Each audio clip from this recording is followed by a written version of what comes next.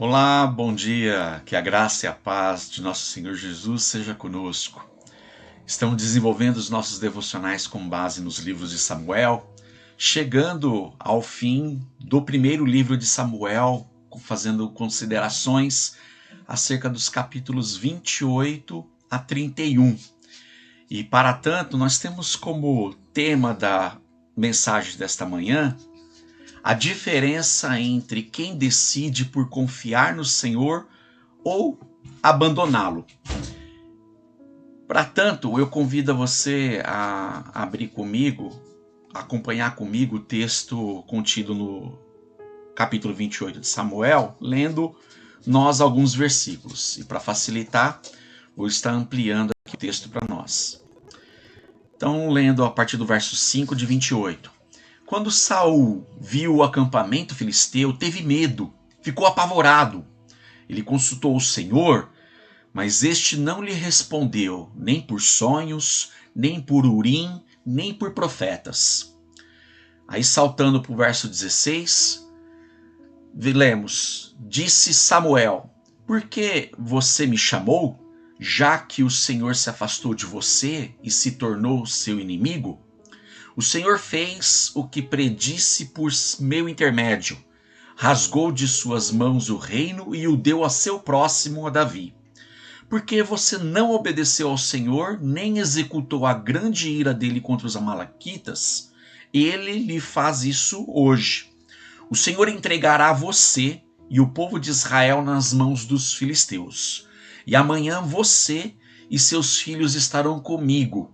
O Senhor também entregará o exército de Israel nas mãos dos filisteus. Bem, nós vemos nesse capítulo os preparativos sendo feitos para aquela guerra que colocaria fim à vida e ao reinado de Saul, e assim abriria para Davi o trono. Nessa guerra, os filisteus são os agressores, e aqui seu rei faz de Davi seu confidente. Os israelitas se preparam para recebê-lo, e Saul, seu rei, faz do diabo o seu conselheiro particular, e assim preenche a medida de sua iniquidade. O que acontece nesse texto lido aqui, nós já vemos pelo verso 1 que Samuel já havia morrido. E Saul, quando ainda andava com Deus, ele baniu do território de Israel todos aqueles que praticavam adivinhações, prognóstico, cultos pagãos, feitiçaria, os feiticeiros e feiticeiras, médiuns. Só que numa atitude de desespero, por conta do pavor que ele viu acerca do exército filisteus indo de encontro a si, nessa atitude desesperada, ele fala para os seus conservos, há alguém aqui ainda nesse território que podemos consultar ao Senhor? Porque vimos aqui pelo afastamento do Senhor que Deus não mais falava com ele nem por sonhos, nem pela estola sacerdotal Urim e Tumim, e nem por profetas. Deus havia se silenciado contra Saul por conta do seu abandono. Mas nessa atitude desesperada, ele ainda acha numa cidade de Endor alguém que não mais praticava os atos de mediunidade, de feitiçaria, por conta do temor imposto pelo próprio Saul. Mas Saul abre mão de todas as suas convicções, ele se disfarça como alguém dentre o povo normal, com vestes normais, e vai ao encontro dessa feiticeira. Enfim, aqui nesse encontro e nesse desespero de Saul, vemos que porque Deus já não mais falava com ele, ele quis algum subterfúgio. E com isso, fica evidente a condição desesperadora em que Saul se encontrava. vemos que esse pedido que ele faz à feiticeira para invocar o espírito de Samuel dá uma aparição que ele, enganado, acha que estava falando com Samuel. Por quê? Como lemos a princípio, o pavor tomou conta de Saul.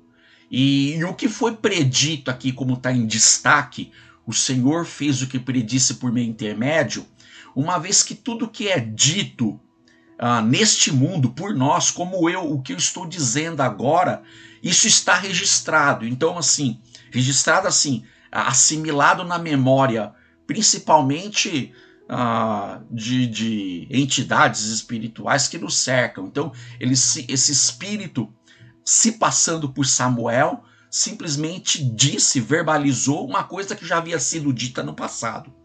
Então, ainda que acerte o acontecimento. Então, como foi dito mesmo por Samuel, quando ele ainda estava vivo, que Deus havia rasgado o reino das mãos de Saul e dado ao seu próximo, a Davi, isso se cumpriria. Então, são uma das artimanhas que realmente acontece numa solenidade espírita, ainda que, sinceramente, as pessoas acreditam como sendo verdade.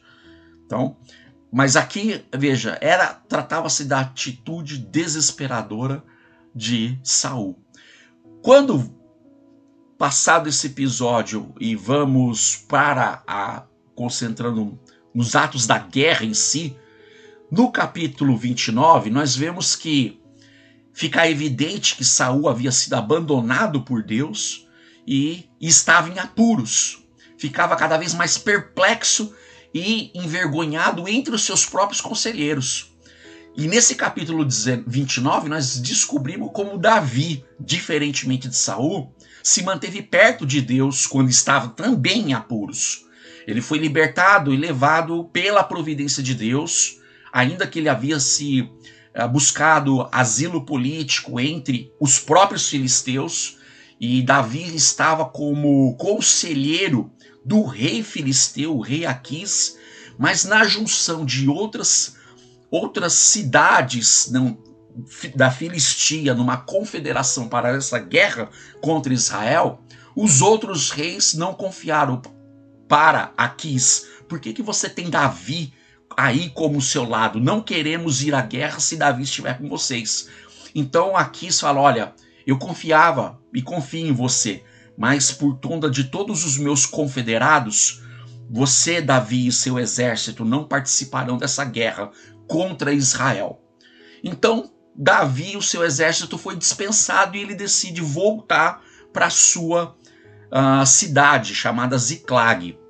Então, aí esse é o acontecimento no capítulo 30, em que Davi, dispensado do exército dos filisteus, ele volta para sua cidade, mas ao chegar na sua cidade, ele a vê devastada, porque enquanto estava tendo um embate entre o exército de Israel e o exército dos filisteus, os amalequitas invadiram a cidade onde Davi se encontrava e aniquilou com tudo, levando todas as pessoas, mulheres, crianças, rebanhos, bagagem, para o território dos amalequitas. Quando chega o exército de Davi, se viram também numa situação de apuro, e só que Davi se encontrava agora numa situação de neutralidade entre aquela guerra de Israel contra os filisteus. Então ele já tinha a sua própria guerra, então. Nessa posição tanto que melancólica que ele encontrou a cidade, a angústia que permeou o seu coração e também dos seus liderados, o exército de Davi, eles tomaram a decisão de consultar ao Senhor. E Deus falou para Davi, vai atrás das suas mulheres, das crianças, que eu estou com você. Então ele recebeu de Deus essa comissão, perseguiu o inimigo, até conseguiu informações de um retardatário que disse: ó, os amalequitas foram por aqui, prossiga por aqui. Ele atacou e derrotou os saqueadores amalequitas, recuperou tudo que eles haviam levado e teve até, no final desse capítulo 30, um método de repartir o despojo que ainda era, vamos dizer, eles não somente recuperaram os seus bens, como conseguiram despojos de guerra dos pertences dos próprios amalequitas. Com isso, assim, até os seus recursos se ampliaram ainda mais. Mas por quê? Porque, como está lá em Samuel 37, ele decidiu por consultar o Senhor. O seu coração andava com Deus, ainda que ele se via em apuros. Então nós temos aqui, desde o capítulo 28 até aqui o 30, o contraponto daquele que decidiu por abandonar ao Senhor, Saul, e daquele que decidiu por confiar no Senhor, Davi. E por fim, capítulo 31, nós vemos, enquanto que no 30 nós vemos Davi conquistando e saindo mais do que vencedor, nós vemos no 31 Saul sendo conquistado, Davi conquistando e Saul sendo conquistado, e numa situação pior do que aquele que simplesmente é levado cativo por aquele vencedor de guerra. Então nós vemos aqui a providência divina que ordenou em ambas as situações, na vida de Saul e na vida de Davi. Um é colocado contra o outro, para que todos nós, homens e mulheres, possamos ver o que se resulta entre confiar em Deus e o que se resulta por abandoná-lo. Vemos Saul pronto para enfrentar os filisteus nesse capítulo 31, mas com mão trêmula, com coração dolorido, tendo até mesmo a sua iminente condenação. E veja o que acontece em relação a Saul. Seu exército ele é derrotado, seus 3 filhos mortos, ele mesmo ferido e morto pelas suas próprias mãos. Ainda no último ato de orgulho, Saul diz, quando ferido: não vou morrer pelas mãos dos filisteus. Disse para o seu escudeiro: arremete contra mim a tua espada. O escudeiro temeroso: meu rei, não vou fazer isso. Então Saul ele pega a sua própria espada e se joga no chão, se enfincando contra ela. E o escudeiro, por fidelidade até a morte em relação ao Saul, se lança também por cima na mesma espada. E com isso o país ele é possuído pelos filisteus, o acampamento de Israel saqueado, o cadáver de Saul abandonado, ele decapitado e ainda colocado em uma exposição pública. E no fim do capítulo 31, ainda com muita dificuldade do remanescente dos seguidores de Saul em recuperar o seu corpo e conduzi-los para uma cidade chamada Jabes de Gileade. Nós vimos então que a diferença daquele que decide por confiar no Senhor, como Davi, e somos desafiados também por Deus a seguir o seu mesmo exemplo de confiança, ainda nas situações em que também nos vemos em apuros dos nossos conflitos e guerras na vida. Isso pode acontecer em todos os contextos em que temos dificuldades no seio familiar, em relação à nossa rotina de trabalho, por aí. Um desafio para as nossas vidas é que imitemos a mesma fé e confiança de Davi, que sempre colocava o Senhor, o Altíssimo, o Deus dos exércitos, o nosso Deus, na sua frente em todas as situações conflitantes da vida. Faça o mesmo, meu querido e minha querida, porque nesse exemplo que vimos aqui entre Saul e Davi, o quão triste e lamentável é quando deixamos de colocar o Senhor na nossa frente, quando deixamos de confiar no Senhor, de falar com o Senhor em oração e na nossa vida. Saul fez isso e teve um fim trágico. E vemos aqui Davi, uma pessoa que saiu vitoriosa e vitoriante no Senhor. Eu e você seremos sempre vitoriosos, ainda que passando por apuros, mas confiando incondicionalmente ao Senhor nosso Deus. Pai querido, obrigado, Senhor, por mais esse dia, pela sua palavra. Obrigado, Senhor, pela conclusão da nossa reflexão nesse livro de 1 Samuel, que nos instiga, ó Deus, a confiar no Senhor, observando a diferença daquele que se decide, de fato, confiar em Ti ou abandoná-lo. Senhor, que o Teu Espírito mova as nossas vidas a todo momento, sempre nos dando um norte de que o Senhor é totalmente confiável.